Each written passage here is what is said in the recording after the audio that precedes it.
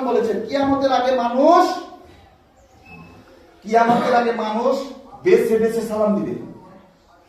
বেছে বেছে সমাজে এমন দেখা যায়, মানুষ মুসল্লি সমাজের মানুষ কাউকে, বয়স্ক মানুষ কাউকেই সালাম দেয় না, একমাত্র বাইরের থেকে যে আসে ইমাম সাহেব তাকে সালাম দেয়, আশেপাশের আর কোনো মানুষকে সালাম দেয় না। এরকম আমাদের সমাজে আছে, আপনাদের এখানে আছে কিনা আমি জানি না, ঠিক আছে? খালি ইমাম সাহেবকে সালাম দেয়, অন্য কাউকে যদি সালাম দেয় তাহলে তার ইজ্জত নষ্ট হয়, ঠিক আছে?